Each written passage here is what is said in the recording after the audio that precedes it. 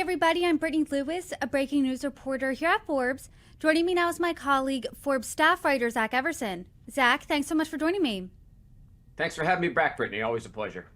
It is always a pleasure to speak with you. And you have some reporting on the General Counsel of Trump Media, which, as we know, is Truth Social's parent company. You're reporting that the General Counsel sold every share that he was able to.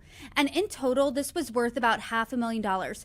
So to start off the conversation, can you fill in the lines here? What exactly happened? Sure. So we saw this in a filing with the the Securities Exchange Commission, that Scott Glabe, who was a member of President Trump's first administration in a few roles and is now one of 4 executive officers at Trump Media, sold 30,000 shares of the company at an average price of almost $17 on Thursday, bringing in about the $500,000. So that wiped out the amount of shares he has that he can actually sell right now. So he still has some restricted stock units. It's compensation that he will get those shares later, assuming he stays with the company. But in terms of what he owns right now, he is emptied out. What he can trade right now, he has totally emptied it out. Is there any indication of why exactly he's emptied out everything he can possibly trade right now? No. We don't know for sure. So in the past, when he sold shares and with other leaders in Trump Media have sold shares, if they were selling it for tax reasons, like to cover withholding, it would state that on the filing and would say something along the lines of, Glabe sold shares to cover a tax withholding or restricted stock units to cover a tax withholding. He never actually touched the proceeds. They went straight from the company to the IRS. It didn't say that in this case, so we don't know for sure. Reached out to Glabe, reached out to Trump Media, and they didn't respond in either case. Can you talk about exactly what the timing of when this sale came? How's Trump Media doing right now in the midst of the sale? Well, it lost $20 million last quarter, so that's probably not great. That said, it does kind of have a startup mentality. It's been spending a lot of money growing. Recently launched an iPad app. It's been branching out into ETFs, branching out into crypto. They've been expanding the Truth Plus streaming option. They're regularly getting press releases about new features they've added on to Truth Social, the social media company that it's probably best known for owning. It's been building, but yes, it did lose $20 million last quarter. So if I'm looking at this move here, Scott Glabe, he was associated with the Trump first administration. Now he's working at Trump Media as the general counsel. If I'm seeing him dump all of his shares, does that exactly inspire confidence? What does that mean for the future of Scott Glabe within Trump Media? And what does this mean, if anything, for Trump Media's future? Well, Glabe still has a significant amount of restricted stock units in the company, 390,000. So those are unvested rights to get shares.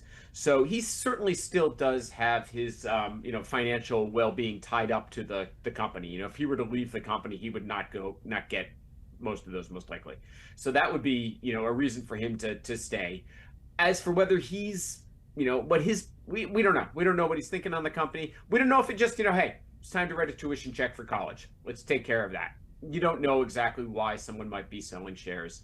Without him telling us that, it's tough to say. But he still does, it's not like he's totally taken his financial well-being and severed it from the company. They're still connected through those RSUs. I know we're Forbes and we cover business moves, what this all means, the sale of a lot of stock. I'm curious, does this mean really anything to you, or have you seen this frequently where someone who does have a high up position on a company dumping all of the shares that they possibly can? Well, most of my writing for Forbes is on the Trump organization. So, he doesn't have a lot of public companies. So there hasn't been much of a history of it in this regard. In terms of this company, though, Trump has held on to his shares. He has 114,750,000 shares.